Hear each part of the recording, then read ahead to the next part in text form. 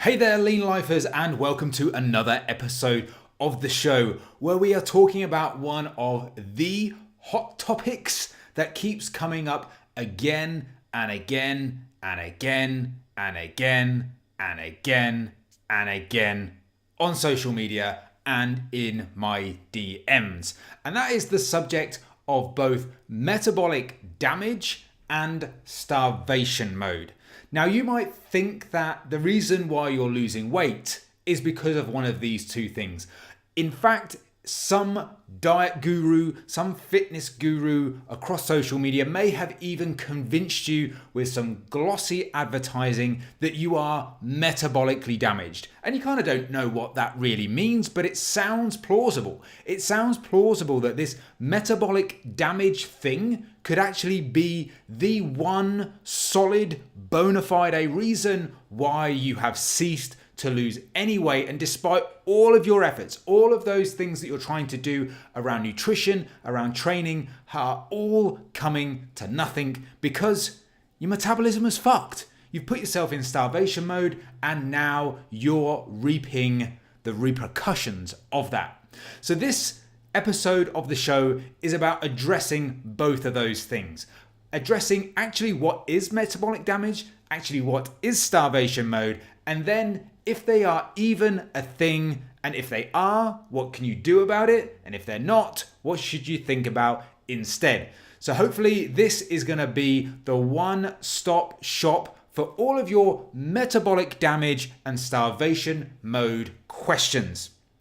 Now, as I said right at the beginning, I'm pretty sure you'll have come across these terms before: metabolic damage, starvation mode, and it can be that situation where, yes, you think you're in a calorie deficit, or even though you're pretty sure you're in a calorie deficit because you've lost weight in the past. You've been on this process whereby you've been stepping on the scales and the weight's been moving, you've been training hard, you've been following your nutrition plan, following your calorie target. Maybe you've even followed that rigid diet plan that had you eating freaking rice and fish. Or maybe even you went for the fish and a rice cake diet and you started to lose weight. But slowly over time, it all started to grind to a little bit of a halt. What was working a few weeks ago kind of isn't working right now. So this whole calorie deficit thing, you've kind of thrown that into the mix as to, is this all a load of bollocks?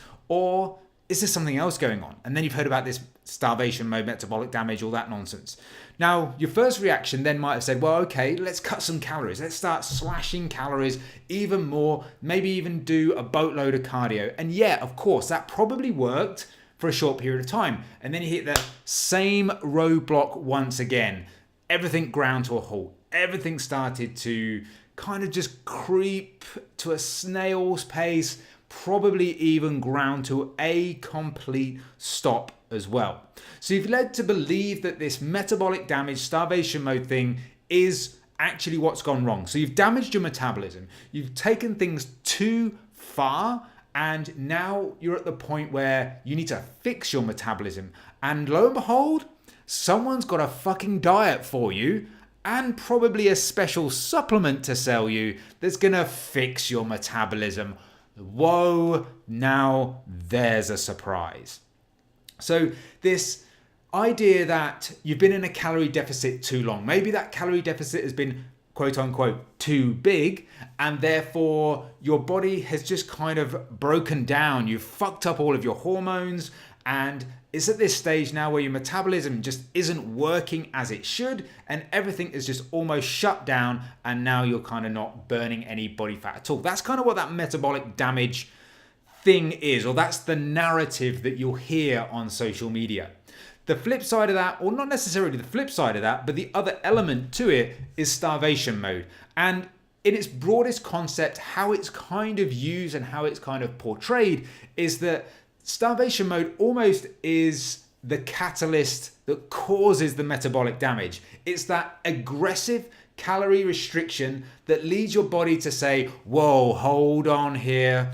hold on here, Sonny. Let's not get rid of all this fucking body fat too soon because you're starving the fuck out of me. We're going to need this later. So let's cling on to all this body fat. Let's burn some of the other stuff. Let's get rid of that muscle shit. We don't need that muscle shit.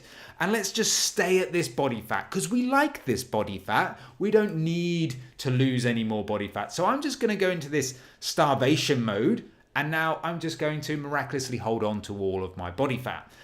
Therefore, you kind of then cut more calories, metabolic damage leads after that. And then this is the whole sort of diet process that is played out by these sort of gurus. Maybe, as I say, who are going to sell you some sort of metabolic recovery diet, which is essentially just eat fucking more food, is the crux of what they're telling you to do. Now, I've literally just saved you probably hundreds of pounds, maybe even thousands of pounds on their stupid diet by telling you, actually, what they're going to do is going to tell you to eat more. Now, I'm going to tell you why they're telling you that, not because of metabolic damage, but because of actually what is going on. Now, here we are, and now we're going to talk about the actual truth behind these two topics, because that's what we're here for, right? We're here on this podcast, on this show, to get right to the heart of what actually is going on from a nutritional perspective, from an evidence-based point of view, not from guru nonsense and guru bullshit. So let's look at these two things. Firstly, metabolic damage, starvation mode, kinda not a thing. There we go. I said it. I put it out there. They're really not this kind of thing that everybody really wants you to believe in. What actually happens, now this is the truth. When you lose weight in a calorie deficit, a couple of things happen. Now, it takes more effort and more energy to move a heavier weight. Now, I don't mean in the gym. I mean, although that is true, but that's not what I'm talking about here. I mean your body weight.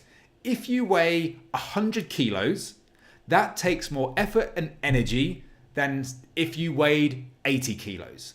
Therefore, if you start your diet at 100 kilos and then partway through you end up at 90 or 80 kilos, your metabolism will be lower because you weigh less, and therefore it doesn't require you as much energy to move your body as it did when you first started. So therefore, you might start your calories up quite high when you are weighing more because you're compensating for your higher basal metabolic rate. But as you lose weight, you maybe need to adapt your calories as you go over, not necessarily like day to day, week to week, but at certain key points within the process to say, okay, right, now I weigh less. Okay, my metabolism has changed for good reason and in a positive way because I've lost weight. So therefore, has my metabolic rate changed significantly enough for me to warrant changing my calories? That could be one thing that's going on. And it's definitely one thing that's going on if you've lost weight. So that's not metabolic damage. That's not starvation mode. That's just you being successful at fucking dieting. So, hey presto, pat on the back for you. Next up, you've got something called metabolic adaptation, or to give it its proper name, adaptive thermogenesis. Now, this all sounds super fucking complicated, but it isn't. So let me pull it right back down to real simplistic terms so that you can take away some practical information, because that's what we really, really want. So metabolic adaptation is essentially where your body does go through this process of saying, okay, if we're going to exist on less calories, then we basically want to preserve energy in other ways so that we have more energy to work with. So this is where starvation mode really gets massively overplayed. It's not this whole starvation mode thing. It's just some small, relatively insignificant, but can be enough to prevent you continuing to lose weight, adaptations that happen as you go through this process over an extended period of time. It's not like overnight when you drop calories, you're instantly in starvation mode and then shit's going wrong from day one. So what is this adaptive thermogenesis process? Now, realistically, it's only really going to kick in once you've lost more than 10% of your original starting weight. So if you use the example of the 100 kilos, 10% of that is 10 kilos. So once you've dipped below 90 kilos, that's when you might, and I stress might because it's going to be very individual, you might see this adaptive process taking place. Now, the adaptive process itself is where your NEAT, or your non-exercise activity thermogenesis, again, fancy term for basically just your movement outside of the gym. So if you exclude all of maybe the lifting weights you do, any cardio you do, exclude that. Any other movement you do, like walking around, walking to the shops, walking to work, walking up the stairs in the office, that is your NEAT. You're moving around. So you're expending energy through those processes. Now, naturally speaking, is your body might say, well, okay, well, we're going to down regulate some of this stuff that's going on. So you might feel a little bit more lethargic. You might not feel like moving around as much. You don't have as much energy. You don't have as much kind of get up and go as you might do when you weren't in a calorie deficit. So naturally speaking, that is going to slightly reduce, as is something called your NENAT, or non-exercise, non-activity thermogenesis. So that is not the exercise, not even the walking. That's just involuntary kind of subconscious movement. So like right now, while I'm recording this, I'm making lots of hand actions and doing all of this sort of stuff. That is NENAT. That's me not consciously saying, right, I'm going to move my hand to the left or going to move it up in the air. That is not what I'm doing. It's kind of that subconscious movement that you do, kind of fidgeting and all that sort of stuff that you can never really control. Your body is going to sort of down regulate some of that just to conserve energy. You might also, and this is kind of not really adaptive thermogenesis, but this is something else to consider, is when you're in a calorie deficit, maybe again you're feeling a little bit more lethargic, you haven't got as much energy.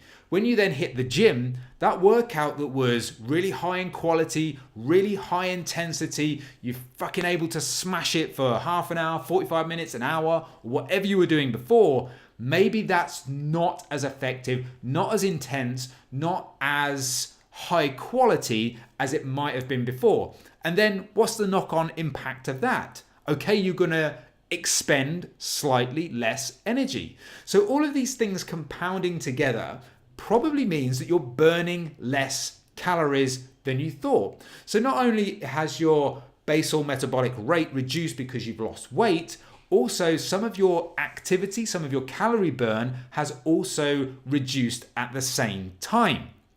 Now, I want to put another nail in the coffin for this kind of starvation mode type thing. And that is something called the Minnesota study. Now, this was done after the Second World War, and it was really kind of there to see how people could quickly get back to a healthy weight and a healthy lifestyle after going through like rationing and the issues that were related to the Second World War. Now, they actually starved people here. This was no freaking joke. You couldn't get away with this right now. There would be lots of ethical issues with starving someone for fucking real. Now, they were able to get away with this because they said, well, either mate, you come join our fucking study or I'll chip you off to the fucking front line, son.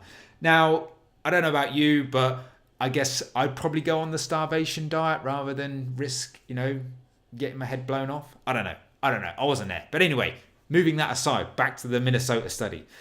So basically, they rammed calories through the floor and just to basically see what happened in terms of the actual starvation process, but then also how to get them back up to a healthy weight after that starvation process. And you know what happened? These people fucking lost a shitload of weight and it wasn't looking like it was going to stop. Yes, it kind of slowed down over a period of time, but they still lost fucking weight. They did not hit a starvation mode. Starvation mode for them was actually fucking starving and losing a shit ton of weight. So don't believe the gurus in telling you that there's the starvation mode where this clinging on to body fat for dear life. Yes, there are things going on like metabolic adaptation, this adaptive thermogenesis, this down-regulating of certain body functions. Yes, when you lose weight, your metabolic rate is going to be lower, but that's just virtue of the fact that you weigh less. And yes, your exercise sessions may be a little less intense so that you burn fewer calories. And also there's probably some hormone changes going on as well. For example, your hunger hormone, your ghrelin, might go up more, causing you to feel more hungry and might cause you to eat more after that, which then, you might not be truly honest with yourself in terms of, are you sticking to the calories that you really, really wanted to, or you really think you should do? Again, all of these things are going on that can cause your weight loss to slow down. Nothing necessarily to do with metabolic damage. You haven't fucked up your body by doing a calorie deficit. Now, of course, if you went full on, like close to anorexia, then maybe you could argue that there's going to be some metabolic damage there. But unless you're doing to that extent, if you're just in a calorie deficit anywhere between, let's say, 10 and 40% of a calorie deficit, and I stress the 40% would be for a shorter period of time, but unless you're extending beyond that, I don't think you're really going to have this metabolic damage issue. So what could be going on other than all of that? You've also got this situation where water retention could be an issue. So when you start to lose weight, you're putting a stress on the body. When you train, you're also putting a stress on the body. Maybe you're also stressed at work, you're stressed family life, stressed financial situation, whatever it may be, is that can cause a rise in the cortisol hormone. That doesn't stop you losing body fat. We've covered that on previous episodes, but it does potentially cause an increase in water retention, which masks your progress on the scale. So you think you're not progressing because your weight is flat, but actually you're still losing body fat, which is great. That's what you want to do. It's just being masked by this water retention. You also might be making some gains because you can gain muscle in a calorie deficit. So yes, it will be absolutely 100% slower than the process of losing body fat, but you still might get a degree of offset by building some muscle versus losing body fat. So there's that to consider. And as we said before, you could be exercising a little bit less, moving a little bit less, step count might be a little bit down, but you also might be eating too fucking much. Again, it is a real present problem. It may be even the case that you're absolutely adamant you're not eating too much, but actually you are because you're not weighing things correctly or you're not accurately controlling portion sizes and all of these different things. But let's assume you're at this stage where things have slowed down, where metabolic adaptation has taken effect and your progress has slowed. What do you do then? Well, the key thing to do, or probably the first point of call, is to check those things. To check it's not water retention, to check it's not a case you're eating too much. Tick those boxes, get those out of the way and off the list. If that's then the case, my recommendation would be to take a little bit of a diet break. Stop going into a calorie deficit. Push yourself back up to maintenance calories as quickly as possible. And maintenance calories just being you're not going to gain any body fat, but you're not going to lose any body fat either for a short period of time. Now that could be anywhere between, let's say, 3-5 days right up to a month or more. It just depends on how long you want to kind of spend at this maintenance period before going again on a fat loss phase. And I talk about more in terms of a diet break, how that works and how you should implement that in a previous episode of the show if you want to go check that out.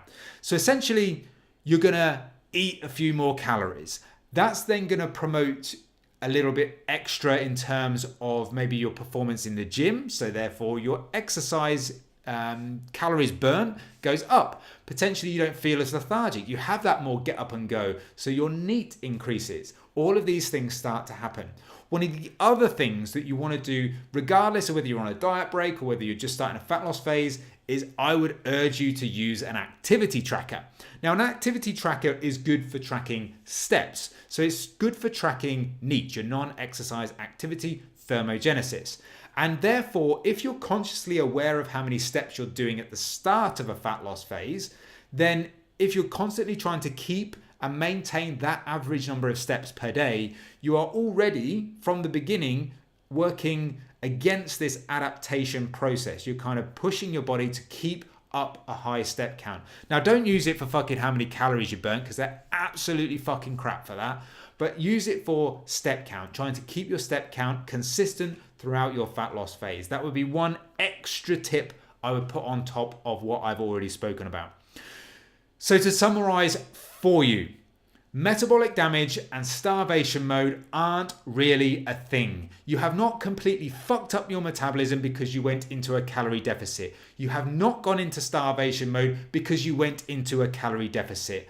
There are processes that are happening as you go through your fat loss phase, which are the reasons for what you believe to be a slowdown in your progress. They can be to do with metabolic adaptation, so your body down-regulating certain functions like your NEAT, how much sort of fidgeting and other subconscious movement you're making, and also your performance in the gym and the calories you're burning through exercise. All of those things need to be taken into consideration. Plus the fact that when you lose weight, your metabolism is going to be naturally slightly lower anyway. So it could be a virtue of all these compounding variables coming together to slow that process down.